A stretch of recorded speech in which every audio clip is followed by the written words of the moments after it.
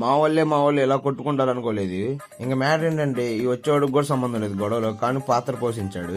Problem మొత్తం వీడిదే, కానీ వీడేమో ప్రశాంతంగా తింటున్నాడు. వీడి ప్రాబ్లం వాడు ప్రాబ్లం అనుకోని వాడు వెళ్తే వీడని చూడండి ప్రశాంతంగా నవ్వుకుంటున్నాడు. ఏమిరా బాలరాజు, ఏమిరా ఉపయోగం దేశానికి నీ వల్ల?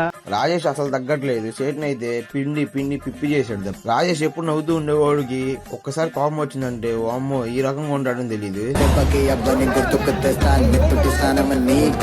రాజేష్ వెళ్ళి చేతితో అంత గొడవ పడుతుంటే వీడేమో ప్రశాంతంగా తింటూ నవ్వుకుంటున్నాడు. పురుగులు పట్టి చేస్తావురా నా కొడక, మంచి చేస్తా నా కొడక, నువ్వు నాశనం అయిపోతావు. మా బాబాయ్ చోళ్ళకి పాపం ఏదో సెటిల్మెంట్ చేద్దామని వెళ్తే నీకెందుకు అసలు నీకే సంబంధం లేదని పంపించేశారు దెబ్బకి. వాళ్ళేమో అక్కడ అంత గొడవ పడుతుంటే వీళ్ళేమో ఎగ్జామ్ ఉందని కాళ్ళ మీద ఎక్కించుకుంటున్నారు.